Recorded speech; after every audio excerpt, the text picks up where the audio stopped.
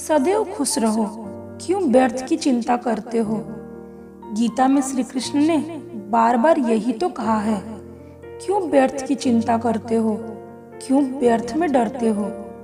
मुश्किल वक्त हमारे लिए आईने की तरह होता है, जो हमारी क्षमताओं का सही आभास हमें कराता है।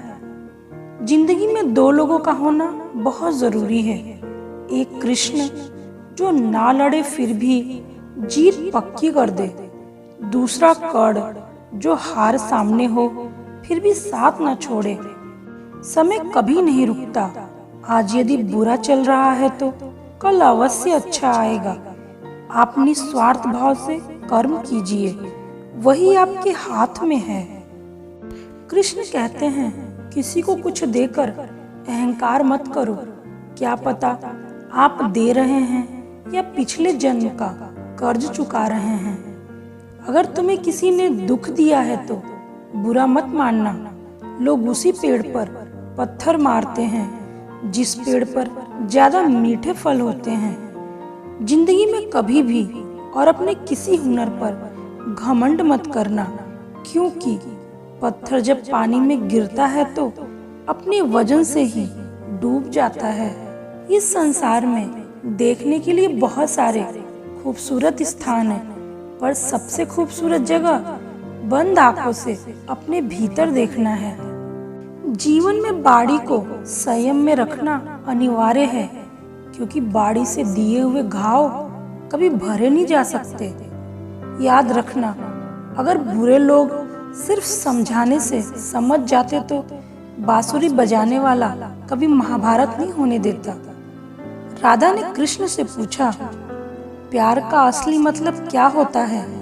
श्री कृष्ण ने हंसकर कहा, जहाँ मतलब होता है वहाँ प्यार ही कहाँ होता है। श्री कृष्ण अच्छे लोगों की परीक्षा बहुत लेते हैं, परंतु कभी उनका साथ नहीं छोड़ते हैं, और बुरे लोगों को कृष्ण बहुत कुछ देते हैं, लेकिन उनका साथ कभी नहीं देते।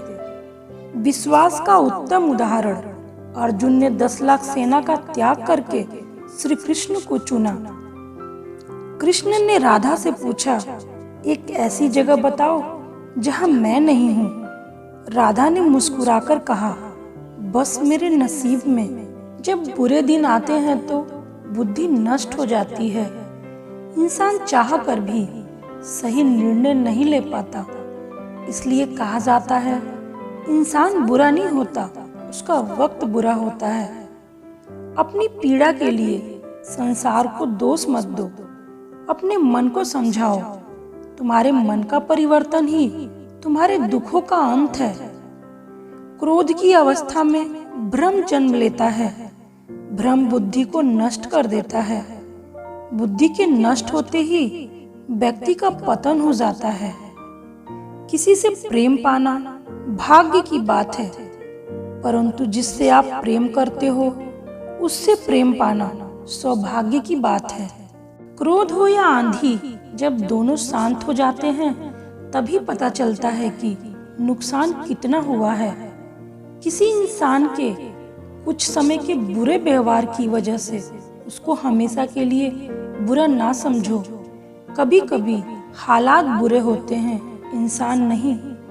जैसे तेल समाप्त होने पर दीपक बुझ जाता है, उसी प्रकार कर्म के क्षीण हो जाने पर भाग्य भी नष्ट हो जाता है।